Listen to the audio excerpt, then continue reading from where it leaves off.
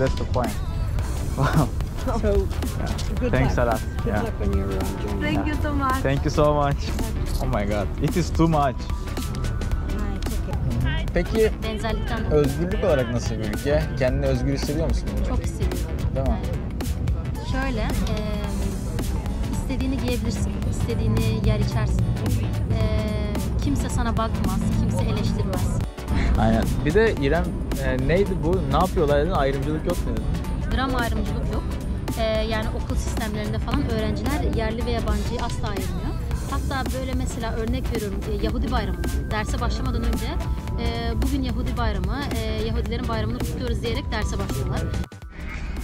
Günaydın dostlar. Burada böyle eski bir kilise var. Onun yanında burada yattım böyle. Açtım uyku tulumunu buraya, masada attım yastık olarak. Üşümedim de yani, güzeldi, çok rahat uyudum. 8 saat uyumuşum. Bak çantaya attım, buraya sıkıştırdım. Bu büyüğü de bunun altına attım. Bunu da bağladım böyle. Şunu parmağıma bağladım. Biri çekerse uyanayım diye. Öyle yani. Şimdi dün geceden kalan 2 dilim pizzayı gömeceğim. Toplandım, gidiyorum. Önce tuvalete gireceğim, beleş. Sonra Wi-Fi bulacağım, beleş. Sonra satış yapacağım, beleş. Her şey beleş. Bir de ben yanlış duymadıysam, dün bana adam dedi ki handmade, yani el yapımı şeyleri vergisiz olarak dedi satabiliyorsun şeye dedi. Ne deniyor ona? O Norveç'in tamamında dedi. Eğer bu doğruysa, yasa olarak böyle bir şey varsa arkadaşlar, siz de gelip burada hiçbir şekilde polis sıkıntısı yaşamadan el yapımı ürünlerinizi satabilirsiniz. Ama bana bunu adamın söylediği, yani hani ne kadar doğru ne kadar yanlış bilmiyorum. Ya da yalan mı değil mi artık. Onu artık araştırırsınız, sorarsınız, ben bilmem. Ay, burası da işte kütüphaneydi. Burada beleş su, beleş tuvalet var. Ama onda kapanıyor. Haberiniz olsun. Bak şurası opera binası hemen. Opera binasının yanında böyle Dijkman diye bir yer. Gelip de ihtiyacınız olursa kullanırsınız. Hemen şurada şey var, tren garı var. Orada istediğiniz gibi şeyi sinyalleyebilirsiniz, Wi-Fi'yi. Şimdi Wi-Fi sinyallemeye gidiyorum. Bir de prizler var otogarda. Böyle bekleme yerlerinde. Çadırın dengesini ayarlayamadık. Neyse, orada da işte elektrik ihtiyacınıza giderebilirsiniz. Bak tuvalet, elektrik, internet, su. Tamam, geriye bir yemek kalıyor. Artık onu da bir şekilde halledin abi. Bak burası da tren istasyonunun içi. Burada böyle şarjlar var. İsterseniz burada şarj edebiliyorsunuz. Hadi ben şarj etmeye gidiyorum. Görüşürüz. Bir buçuk saattir falan Wi-Fi sinyali yapıyorum. Neyse, o iş bitti, artık gidip satış yapacağım. Ama satış yapmadan önce bu Oslo tren istasyonunun içinde şey var. Turist information var. Yani bak burada ne var böyle? Bak burada İngilizce Oslo rehberi. Bunun arkasındaki de şehir haritası. Böyle bütün Avrupa'daki değil, bütün dünyadaki böyle bütün kalabalık şehirlerin hepsinde turist information, yani turist bilgilendirme noktası olur arkadaşlar. Oralara gidin, bu haritaları alın. İşte ne bileyim, rehberleri varsa rehberlerini alın. Bedava bunlar, ha, para falan vermenize gerek yok. Gidiyorsunuz, bunları alıyorsunuz, orada görevliler oluyor. Onlar da size istediğiniz soruları cevaplıyor. Ne merak ediyorsanız cevaplarlar. Oradan bütün bilgileri edinip sonra şehri gezebiliyorsunuz. Ben de şimdi satış yaparken bu haritayı inceleyeceğim. Hem rehberi de var. Size çünkü daha şehri göstereceğim. Size ben daha şehri göstermedim. 2 gündür satış yapıyorum. Şehri göstereceğim zaman geldiği zaman size bu rehberlerden yararlanarak anlatacağım şehri. Yine satış yapacağım yere gidiyorum dostlar. Dükkanı açacağız. Bugün size yine göğsüme takacağım ki böyle yani biri geldiği zaman satış yaparken falan size göstereyim. Böyle hemen göğsüme taktığım zaman size tuşa basıyorum, kaydetmeye başlıyor, kolay oluyor yani. Bugün hava çok sıcak ve çok güzel. Denize baksanıza. İlk defa yüzesim geldi. Neyse, benim yeri kapmasın da kimse. İyi, boş şu an. Baksanıza millet yüzüyor ya. Bak bunlar da böyle sauna gibi bir şey. Bunlar içi sıcak. Millet burada yüzüyor, çıkıyor. Ondan sonra atlıyor suya, takılıyor kafalarına göre yani. Hadi dükkanı açalım yine. Şimdi bak, önce mat. Şöyle ayırdık. Bak burada City Map. Bak şu an tam şuradayız. Opera binasının karşısı. Ha bak, bu da zoom yapılmış hali. Tam şuradayız işte. Ha bak, bu da Oslo Pass diye bir bilet arkadaşlar. Bunu alıyorsunuz. Şehir kartı gibi. Fiyatlar burada. 24.48 72 saat 445 kron 655 kron 820 kron. Bunların sıfırını atınca euroyu buluyorsun. 65 euro 82 euro 45 euro. Bunu aldığınız zaman buradaki indirimlerden faydalanıyorsunuz. Bak mesela bunların çoğu bedava. Bunlar bedava. Bunlarda indirim var. İyiymiş ha bu kart. Bence bunu alın. Beğendim bunu. Bak bu da Oslo rehberi. Bak, kış aktiviteleri, yaz aktiviteleri, müzeler ve aktiviteler, alışveriş, yeme içme, mimari, gece hayatı, Watson işte geri kalan gibi bir şey. Ha bak, bu gösterdiği şey şu karşıdakiler arkadaşlar. Bunları böyle kiralıyorsunuz, böyle sauna gibi. Az önce bir tane abi geldi, dedi işte ben dedi sen dedi şey yapmak istiyorum, para vermek istiyorum dedi. Sonra bana 40 kron verdi, ben de ona bir tane şu şeylerden verdim, kitap ayraçlarından verdim. Bir de şurada ablalar var işte. Ablalar da bakalım bir şeyler alıyorlar şimdi. Yeah. Yeah, it's okay, it's okay. Yeah. Yeah. That's all I had. Oh my god, it is too much. No, it's okay. Thank you. Okay. So, Hi. hello. How are Hey, you? how are you? Welcome. Please keep them. Little bit. Yeah. It's our bookmakers. Bookmaker. Yeah. Thank you so much. Thank you so much. Can I try this? Of course, you can try. You can take which one do you want. Totally up to you. I'm gonna take this, okay? Go. I Yeah. pay for you. Yeah, you can.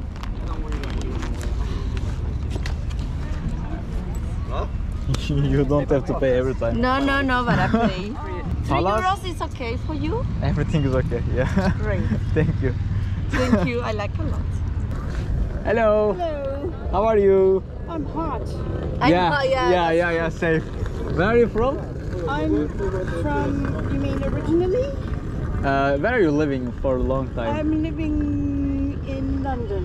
London. Oh, yeah, that's why it is hot. Yeah. But that's not where I'm from originally. Where are you from originally? Texas. Wow, But cool. I don't have a Texas accent. How do you pronounce Which one? this? Küçük Prens, Small Prince.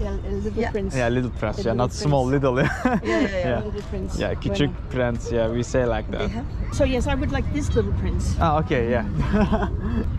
Thank you. So how much money would you want? Any price, any- just totally any. up to you. Yeah. I'll take out of my safe deposit box. And I wanna give you that as a gift. It's gonna protect you. It's going to protect me. Yeah, we believe that. I don't know, probably you know it. That's the point. Wow. So Yeah. good Thanks luck. a lot. Good Yeah. luck on your journey. Thank you so much. Thank you so much. Hello. Hello. Italy, no. Next year. Next year, believe me, next year. Şimdi bizim en son satışı gördünüz zaten. Ondan beri 2-3 saat falan geçti bak. Geldim buraya, bir de açtım dükkanı. 3'e kadar falan kimse bir şey almadı. 3-3.30'a kadar. Ondan sonra 3.30'dan 4'e kadar satış yaptım. Non-stop satış böyle. Ona ver, buna ver, şuna ver falan. 30-35 euro para kazandım. Sonra o andan itibaren de 2 saatliğine tek bir kişi bile gelmedi. Yani böyle biri geldiği zaman diğerleri de görüyor. Böyle sürü psikolojisi abi. Biri geldi mi hepsi geliyor. Az önce bir abla geldi buraya, direkt şuraya parayı bıraktı, tam gidiyor, dedim abla bir şey al dedim yani, hani ben dilenci değilim dedim yani. Neyse dedi, verdi şu şeylerden, ne o kitap ayraçlarından. Bakıyorum bu para neymiş ne değilmiş. İlk önce İsviçre frankı sandım, mavi bir beşlik böyle, bu ne falan derken bir baktım üzerinde işte Bank of England yazıyor, İngiltere Bankası. Aha dedim pound, 5 pound'a bir tane şu şeylerden sattım az önce, kitap ayraçlarından. Bu arada satış yaparken İrem'le tanıştık. İrem de doğma büyüme buralıymış. Aslen nerelisin Türkiye'de? Konya'lı. Konya. İşte böyle oturuyoruz. Evet, şimdi İrem şeyden bahsediyorlar. Buradaki üniversite sisteminden. Üniversite değil de ben biraz şeyden bahsedeyim. İlkokul, ortaokul, liseden Aha. bahsedeyim. Burada mesela bir sınav sizin hayatınızı şey yapmıyor yani. Etkilemiyor. Karar Karar vermiyor. Türkçem de biraz kötü. Yok. Doğma büyüme buralı Ne olduğum olacak için. ya? Benden yani- iyi. Lisede şöyle oluyor, 3 yıl sürüyor lise. Ve sizin her sene 4-5 tane dersiniz oluyor. Bu derslerden... Toplam sadece 4 ya da 5 mi? her sene. Yani 3 sene sürüyor. Aha. Totalde 12-13 ders yani. Mesela lisenin ilk senesinde hangi dersleri alıyorsun? İngilizce, coğrafya, natürfak, Türkçesi herhalde fen, bilmiyorum. Biyoloji gibi. biraz aynen. böyle atomlar, Doğa bilimleri, nötron. doğa bilimleri. Öyle bir şey. Aynen. Daha sonra İngilizceyi dedim mi ben? Norveççe falan. Aynen, o Beden kadar. eğitimi. Bunlara böyle ratinglerin oluyor. Burada elinde şey oluyor işte sunum, göndermen gereken şeyler, presentasyon, Proje falan. proje öyle şeyler. Matematik yok mu? Matematik de var. İlk sene var mı? Var. Evet. Seçmeli dersler de oluyor ara sıra. Ve senin her sene, yani her derste, bir sene içerisinde bir derste 5-6 tane şeyin oluyor böyle. Sana puan veriyorlar. Aha. Ve bu puanların ortalamasıyla senin liseden çıkma ortalaman çıkıyor. Aynen. Mezun olma ortalaman çıkıyor. Mezun olma ortalaman çıkıyor. Yani mesela en düşük 1 alabiliyorsun. 1 alırsan zaten dersi geçemiyorsun. En yüksek 6 alıyorsun. Kaçla geçebiliyorsun? 2 ile mi geçiyorsun dersi? 2 alırsan geçtin. 1 alırsan geçemiyorsun. 1 yok. 2 serbest, 1 yok. Aynen. Evet ve bizde şey var. %90 gelmek zorundasın. %10'dan fazla gelmezsen o zaman yine bölümü geçemiyorsun. Sene tekrarı mı oluyor? Sene tekrarı oluyor veya ders tekrarı oluyor. Eğer Aynen. 2 derste yaparsan bunu seneye geçemiyorsun. Ama gerçekten geçmek çok kolay. Yani geçemeyenleri ben yuhluyorum. Çünkü gerçekten basit yani. Ben kendimden örnek vereyim. Mesela benim ortalamam şu an 5.1. Askere gidersem, burada kızlar da askere gidiyor bu arada. Zorunlu. Evet. Zorunlu değil, yok. İsteğe yani bağlı. Abim gidecekti. Kavga, yani şey dedi, agresif bir insan olduğunu söyledi. Öyle almadılar onu askere ama alacaklardı. Askere gidersen puanını yükseltebilirler. Evet. Gidecek misin? Yok. Sen şu an kaç yaşındasın? 19 yaşındayım. 19. Lise bitti, üniversiteye başlamadın. Bu sene başladım işte. Başladın. Üniversiteden geldim şu an. Bir haftadır üniversiteye gidiyorum. İşte beklersen mesela, üniversiteye başlamaya bekletirsen Aldüşpoeng dediğimiz bir şey var. Senin ortalamana 2 puan ekliyorlar. Sen yaşın geçtikçe. Evet. Ama bu aslında bir dezavantaj. Çünkü bizde primer öğrenci ve sekünder öğrenci, yani ordiner öğrenci dediğimiz bir sistem var. Primer öğrenciler liseden taze çıkmış, hemen üniversiteye giden. Ordiner ise üniversite okumayı bekletip daha sonra gelenler. Ama ordiner olmak çok zor çünkü benim için mesela öğretmenliğe girmek için benim ortalamamın 4.2 olması lazımdı veya daha yüksek. Senin 5.1. Evet, ben bayağı rahat girdim yani. Ama ordiner olan biri için ortalama 5. Yani zorlaşıyorlar. Okey. Şimdi seni atıyorum bir sene bekletirsen ortalaman 7.1 oluyor ama Evet. sana 7.1 olmuyor. 5.1 ya 5.3 oluyor. 0.2 ekliyorlar. 0.2 Aynen, anladım. 5.3 oluyor ama girmen için gereken puanı 5 oluyor. O da Saçma, artıyor. evet. Aynen. Biraz saçma ama öyle oluyor. Peki üniversite nasıl oluyor burada? Sonra neyse işte öyle bir puanı tuttuğu zaman liseden istediğin bölüme girebiliyor musun? İstediğin bölüme puanın yeterse girebiliyorsun. Puanın yeterse girersin. Ama farklı üniversiteler var, farklı bölümler var. İşte ortalama istemeyen bölümler bile var. Herkesin girebileceği. Peki bu kadar eğitim kolayken nasıl eğitim bu kadar iyi olabiliyor? Hani bunu nasıl yapıyorlar? Eğitim nasıl mı? Hani diyorsun ya, liseyi bitirmek çok kolay. Liseyi bitirmek kolay ama yani 6 ile, yani ortalama düşük bitirirsin ama bitirirsin yani. Evet. Düşüneyim. Yani eğitim hem zor değilken hem de nasıl bu kadar iyi? Hani soru bu. Yani neyi farklı yapıyorlar? Mesela okulda bir günün nasıl geçiyor? Nasıl öğreniyorsun İngilizceyi? Nasıl öğretiyorlar İngilizceyi? Mesela Türkiye'de de herkes İngilizce ders alıyor ama kimse İngilizce öğrenmiyor. Ya bunun sebebi aslında bizim dilimizin biraz daha İngilizceye benziyor olması. Yani mesela bir Norveççe cümleyi mükemmel bir şekilde İngilizceye çevirebiliyorum. Ama bir Türkçe kurduğum bir cümleyi çeviremiyorum. Çünkü sıralama farklı, kelime sıralamaları farklı. Kendimi de çok iyi ifade edemiyorum Türkçe. Ya, haklısın da bunun diller İspanyolca da mesela şeye yakın, İngilizceye. Çünkü Latin temelli bir dil. Ama İspanyollar da İngilizcesi iyi değil. Çünkü eğitim sisteminde problem var. İtalyanlar da aynı. Ya biz biraz böyle Norveç'te çok fazla yabancı dizi izlenir. Yabancıdan kastım da Amerikan, İngiliz dizileri, filmleri. Ve zaten dilimizde de yani benziyor, birçok şeye benziyor. Mesela herhangi bir kelime söyle, ben onu Norveççe'ye çevirirsem İngilizceyle benziyordur. Peki benzerlikten dolayı. Özgürlük olarak nasıl bir ülke? Kendini özgür hissediyor musun burada? Çok hissediyorum. Değil mi? Yani şöyle, istediğini giyebilirsin, istediğini yer içersin. Kimse sana bakmaz, kimse eleştirmez. Evet. Gerçekten hani böyle metroya bile böyle full hoparlörde müzik açarak giren var. Kimse dur bile demiyor insanlara. Yani gayet rahat aslında. Evet. Ben de görüyorum mesela. Abi istediğini giyiyor. Kimse de bakmıyor. Niye yaptın? Niye giydin? İşte sen niye açıksın? Sen niye kapalısın? Böyle bir şey yok yani. Ve çok şey de var burada. Böyle işte emosuydu, ne bileyim böyle farklı tarzları. Farklı tarzları olan insanlar çok var. Evet. Tanıştım birkaçıyla. Evet. Dün mesela bir tane metalci bir kız geldi. Amerikalı. Metalci, evet. Aynen. Ve burada yani farklı kültürlerde insanlar çok var. Hintlisi var, Budisti var, yani Hinduisti var, Yahudisi var ve herkes yani harmoni içerisinde yaşıyor. Evet. Yani mesela örnek veriyorum, bir Yunan'la bir Türk aynı sınıfa gidiyor ama hiçbir zaman kavga etmiyorlar. Yani hiçbir zaman politika karıştırmıyorlar. İnsan önce. Önce insan. Evet. Öyle. Vay be. Ailen nasıl gelmiş buraya zamanında? Ailem mi? İşçi almış galiba Norveç Türkiye'den, Almanya gibi zamanında. Öyle bir durum mu olmuş? Yani benim babam aslında Norveç'e kaçak geldi. Biraz komik bir hikayesi var. Kaç yılında? Kaç 1900 bir şey ya. Babam benim neredeyse 30 yıldır burada. Şöyle oldu. Dünyanın çeşitli yerlerine gitmiş.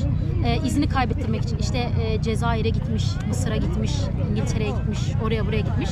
Parayı da şeyden almış. Köyden bir kadın altınlarını satmış babam için. Borç almış yani kadından. Gezmiş ve aslında plan şuymuş. Norveç'e gelecek ama şey gibi gösterecek Norveç'e. Hani Turist. Melom'dan Durak. Aktarma. gibi. Aktarma aynen. Aynen. Aktarma gibi gösterip oradan İngiltere'ye gösterecek gibi yapmış. Aha. Ama bir şekilde kendi havaalanından atmış. Ha. Atış o atış. Aynen. Vize almış, şey almış, oturma almış, pasaport falan, vatandaşlık da almış. Yani böyle oldu aslında. Kaçak geldi. Annen de Türk mü? Annem evet. Aha. Evlenince geldi annem. Aha. Öyle. Güzel. Evet. İlginç bir hikaye. Niye gelmiş buralara peki, izini kaybettirmek için falan? Öyle özel değilse. Yani aslında vize aldı. Bir arkadaşıyla hayal kuruyormuş babam. Birlikte vize alıp Norveç'e geleceklermiş. Sonra babam vize almış, adam alamamış. Kıskanıp babamın vizesini yırtmış. Oo. Ya bayağı kıskanç bir arkadaşmış. Baya kıskanç bir arkadaşmış harbiden. İnsan vizesi yırtılır mı abi başkasına? Hayır, evet. Sonra babam da işte biraz illegal yönlerle biraz gelmeye çalışmış. Benim başlarım arkadaşım, o zaman ben gidiyorum deyip. Aynen, mantıklı hareket. Ve hatta babam adını vermeyeyim, böyle sahte pasaport falan ayarlamış kendi yeğenlerine Norveç'e Adını gitmek vermeyeyim. İşte şöyle olmuş, yeğenlerine demiş ki ben sizi Norveç'e getireceğim demiş. Bir tanesine yani en büyüğüne farklı diyorum, sahte pasaport ayarlayıp onu Norveç'e getirtmiş ama durak yani Norveç, İsviçre pardon. İsviçre aynen. İsviçre'de duraklayacakmış bu. İsviçre'de yakalanmış benim kuzenim. Ve yakalanınca hapse atmışlar onu. Yani Norveç'e gelecekken İsviçre'de hapse girmiş. Ama hiçbir şey söylemiyor. Adını söylemiyor, nereden geldiğini söylemiyor. Pasaport zaten sahte. Bunlar da elinde sonunda pes edip onu salmışlar yani. Hiçbir yere de gönderememişler. Şimdi vizesi var, vatandaşlığı var, ailesini falan kurdu. Yani evet, hazır birilerine vesile olmak için Norveç'e getirtmeye çalışırken İsviçre'ye getirtmiş babam. Vay be, ilginç olay. Gerçekten ilginçmiş. Aynen. Bir de İrem neydi bu? Ne yapıyorlar dedin? Ayrımcılık yok mu dedin? Gram ayrımcılık yok. Yani okul sistemlerinde falan öğrenciler yerli ve yabancıyı asla ayırmıyor. Hatta böyle mesela örnek veriyorum, Yahudi bayramı mı? Derse başlamadan önce bugün Yahudi bayramı, Yahudilerin bayramını kutluyoruz diyerek derse başlıyorlar. Ramazan ayı mı mesela şey yapıyorlar. Ramazan ayınız hani mübarek olsun gibi cümleler kuruyorlar. Tabii bunu Norveççe söylüyorlar. Evet. Daha sonra derse başlıyorlar.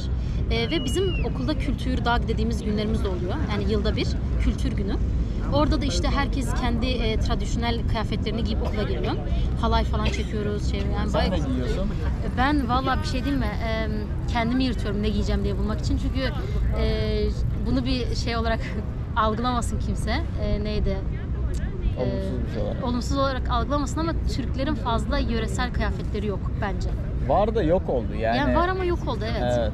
Yani mesela Pakistanlıların çok belirgin kıyafetleri var. Tabii Afganların, Hintlerin özellikle. Pakistan'dan doğru. Bizim fazla yok. Yani biz düğünlere gidince normal herkes kendi tarzına göre giyiniyor. Abiye falan giyiyorsun. Fes tak. Evet yani o da bizim evde yok. Fes tak. Yani ben ne giydim? Abiye giydim bir tane. Aha. Öyle pembe bir abiyem var, onu giydim. Doğuda falan daha çok var aslında. Batı'da yok. Hani Evet. Batı'da ne var? Bu yörüklerin falan işte böyle şalvarları falan var.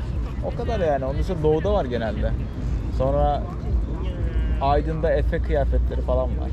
Evet. Aydın tarafında. Onlar var yani. Ama işte diğer kültürler kendi düğünlerinde giyiniyorlar bunları. Yani her şeyi giyiyorlar. Doğru, biz normal batılı gibi elbise, evet, takım elbise giyip. O yüzden çok zorlandım ne giyeceğimi bulmak için. Evet. Türklerin çoğu sade geldi normal kıyafetlerle. Ben olsam Yeniçeri kıyafeti giyerim. Kesin Yeniçeri kıyafeti de gelirim. Şöyle anlatayım. Bu Burada sistemde mesela Norveç devleti insanların araba sürmesini engellemek ve onları transport kullanmaya, toplu taşıma kullanmaya böyle teşvik etmek için şöyle bir şey yapıyor. Mahalle başına ya da mahalle başı demeyeyim de işte Oslo'nun belirli yerlerine bir tane şey koyuyor, böyle kamera gibi bir şey. Sen oradan o yoldan geçtiğin anda senin plakanın fotoğrafını çekiyor ve senin evine bir fatura yolluyor. Yani sen devletin yolunu kullandığın için devlet senden para alıyor. Hadi canım. Tabii. Her yolda. Her yol değil. Yani mesela bir tanesinden geçtiğinde 1 saatin var. 1 saat içerisinde istediğin kadar şeyden geçebiliyorsun. 1 saat bittikten sonra yine plakanı çekip senin evine fatura yollamaya başlıyor. Ve aşağı yukarı 3-4 bin kron ediyor bu aylık. Yani bu gidip gelmeler. 300-400 euro. Evet. Vay be. Ciddi bir para gerçekten ve insan hani nasıl desem böyle araban var ama süremiyorsun.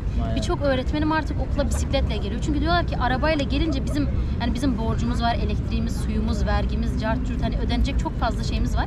Ve bunun üstüne de 4000 kron araba için, bir de arabanın benzini var, bakımı var, sigortası var, şeyi var yani. İnsanları çok kısıtlıyor gerçekten. Yani ama şöyle bir şey de var. Aynı zamanda bu devlet sana her yere yürüyerek veya bisikletle gidebileceğin bir şehir de inşa ediyor. Ya doğru söylüyorsun ama. Hani şimdi İstanbul'da her yere, İstanbul'da bisikletle değil yani şehir mahalle Ölürsün. değiştiremez. Hani bak mahalle değiştiremezsin yani. Ya doğru Çünkü söylüyorsun. arabası ayrı var, yolu yok, işte ne bileyim ondan sonra o çarpıyor, bu çarpıyor, yok. Hani yokuşu ayrı çıkıyorsun, şimdi burada bakıyorsun her yer düzlük. Yani burada Çarşı düz. yani çarşı düz, yani burada aynı bisiklet yolunun ayrı sistemi var. Biri yani insan bisiklet yolundan yürümüyor vesaire.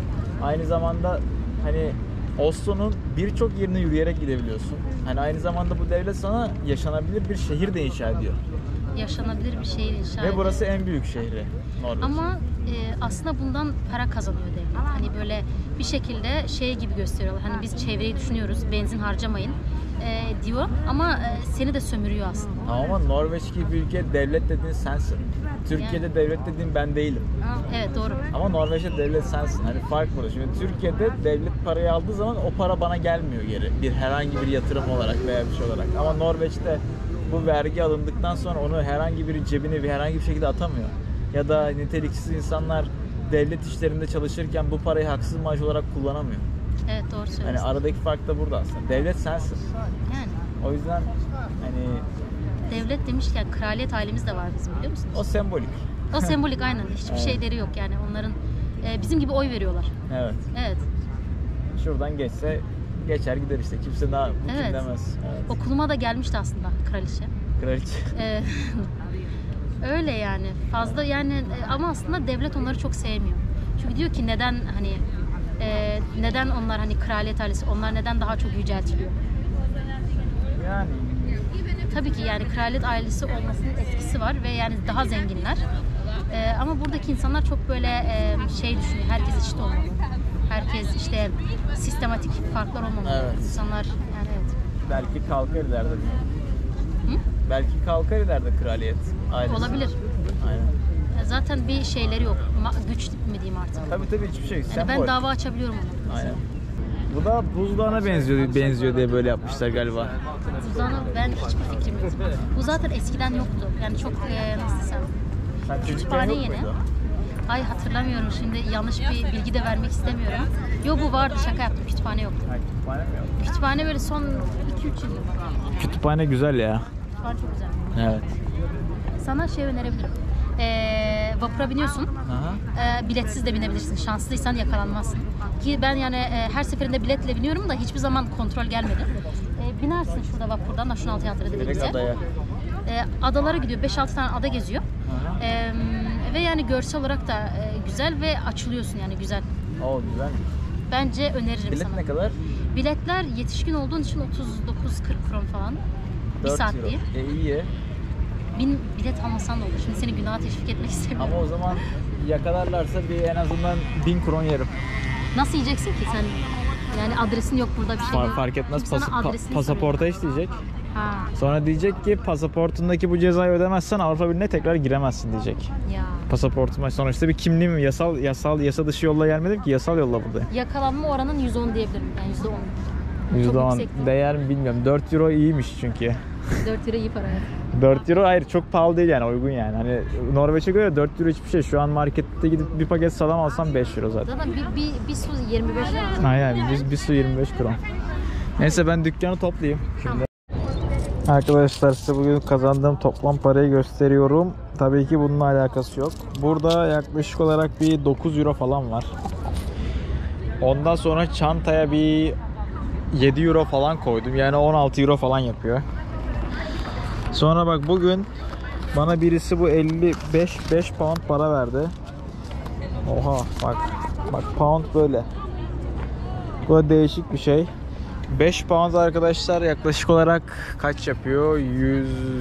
150'den fazla, 55-60 kron falan yapıyor. Yani 5,5-6 euro falan yapıyor.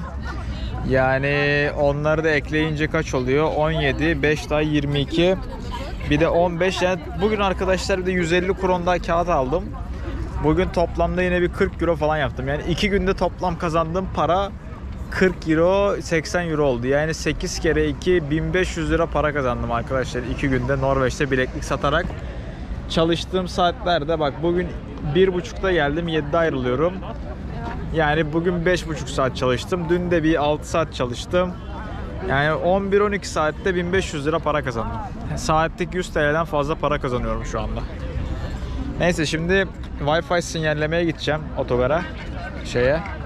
Tren garına. Uzun lafın kısası arkadaşlar 2 günde 80 euro para kazandık.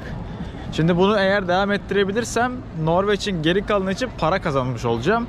Hani Norveç'in geri kalanı için para çok da büyük bir mesele değil açıkçası ama hani uçak bileti almam lazım dönüş için. O da şu anki fiyatla 110 euro falan. Yani şu anda Norveç'te 3 gün bileklik satarak arkadaşlar eğer aynı matematik devam ederse uçak bileti alabilirsiniz. Bir de bu uçak biletini daha ucuza bulabilirsiniz ama şu anda bagajla alıyorum ben. 20 kilo bagaj hakkıyla beraber alıyorum. İnşallah bu akşam alacağım bileti. Öyle yani. Neyse şimdi interneti sinyalledim, tuvalete gittim, suyu aldım, içtim falan. Şimdi gidiyorum. Bakalım bizim bulabilirsem, Faslı abiyi bulabilirsem onun yanına gideceğim. Bir falafel yiyelim abi, acıktık. Günlerdir ağzımızdan adam akıllı yemek geçmiyor. Eğer onu bulamazsam da adam akıllı gidip bir kebap yiyeceğim. Çünkü yemek yemeyi özledim yani. Ve hak ettim de bunu yani. 2 gündür çalışıyoruz. Günde 6 saat oturuyoruz abi. Bu neymiş? Bu da 2. Dünya Savaşı ile alakalı bir şey ama torun çekici var bak. Güzelmiş. Torun çekici. Burası da bir meydan. Bak şurada bir tane aslan var. Bu meydanda o aslanın olmasının sebebi şu arkadaşlar. Norveç'in milli sembolü aslan. Nasıl bizim kurt? Bunların da aslan işte. Öyle yani. Bak böyle kocaman bir aslan koymuşlar. Bir de şimdi 80 euro bildiğiniz gibi şöyle para yapıyor. 1500-1600 TL falan para yapıyor. Şu anda güncel olarak asgari ücret Türkiye'de 300 euro. Burada 2 günde kazandığım para 80 euro. Yani utanç verici bir şey. Niye utanç verici biliyor musunuz? Yani çünkü burada bileklik satıyorsun. Ve bunu günde 6 saat yapıyorsun. Ondan sonra asgari ücretin neredeyse 3'te 1'ini kazanıyorsun. Yani şurada bir hafta bileklik satsan ve bunu günde 6 saatten yapsan, 42 saat çalışsan burada ve kafana göre, öyle yok başına patron yok abi. Git kafana göre otur takıl, işte insanlarla tanış, iş gibi de değil yani, kebap gibi böyle otur takıl işte. Ona rağmen aynı parayı kazanabiliyorsun. Türkiye'de haftalık çalışma saati 45 saat. O da resmi yani, ona da kim uyuyor onu da kimse bilmiyor yani. Öyle lafta koymuşlar kurala ama duruyor. Burada öyle aman tarihi yerler yok açıkçası İskandinavya'da. Böyle 3-5 tane kale var ama hani İskandinavya tarihi zaten Vikingler falan var 1000 sene önce buralarda. Onların da öyle yok tapınak yapayım, cami yapayım, church yapayım, işte kilise yapayım. O tarz bir kafada bir topluluk değil. Onlar vur kır parçala yani hani. O yüzden de öyle aman tarihi bir dokusu olan bir hani ülke ve şehir değil yani. Şimdi anladığım kadarıyla benim gittiğim yer böyle göçmenlerin yaşadığı bir yer, işte Arap ve Türklerin yaşadığı bir yer. Orada kebapçılar falan yoğunlukta, öyle gidip göreceğiz. Zaten İrem'le konuşmamı duydunuz. İrem dedi ki şehrin batısında dedi daha çok Norveçliler yaşıyor, doğusunda daha çok göçmenler yaşıyor dedi. Şu anda ben şehrin doğusuna doğru yürüyorum zaten. Burası şehrin göçmen bölgesi arkadaşlar. Türk restoranları, Arap restoranları, böyle şekil şekil romanlar, insanlar, her şey burada var. Az önce bir tane şey gördüm, evsiz gördüm. Adam pizza yiyordu. Adama bakar bakmaz dedik pizzayı uzattı dedi al bir dilim dedi. Hemen aldım ben de. Beni artık kendilerinden biri olarak görüyorlar. Direkt gibi baktıkları zaman anlıyorlar. Vaa diyorlar bu çocuğun yemi aç, bu çocuğun karnı aç falan. Böyle ya çarşı pazar işte. Böyle genelde Müslüman mahalleleri böyle oluyor. Daha bir şey, daha bir renkli oluyor. Şimdi o konuda haklarını yiyemem. Daha bir renkli. Böyle bir yere geldim. Dedim ki abi adam akıllı bir yemek yiyeyim. Amir yapıyor şu anda yemek. Amir böyle 85 krona bunu yapıyor. Yani 8,5 euro. Burası için inanılmaz ucuz abi. Bildiğin kebap yaptı şu an yani. Döner yani döner. Öyle. Bir de içeceği de var bu arada. Kola ve bu 85 kron. Memnun şükür. No, memnun right? Thank you. Afiyet olsun. Yeah. In Arabic memnun thank you. Memnun thank you. Memnun. Yes. Nice. Buyurun. Afiyet olsun. Teşekkür ederim. Teşekkür ederim. Çok iyi ya. Abi çok güzel olmuş ya. Ellerine sağlık. Bu arada bak burada işte internet sinyalliyordum falan. Dünden abimizi hatırlarsınız geldi bana yemek getirmiş abi. Diyor ki buradan ne istersen alabilirsin. İşte bunları alıyorum. Bunları falan da alacağım böyle. Thanks man. You are amazing. You have some sources, huh? Okay, like it's like galeta. Tortilla chips. What's that? Tortilla chips. Chips. Wow. Tortilla. Wow. Corn. Amazing. Yeah. took that. Yeah. Okay.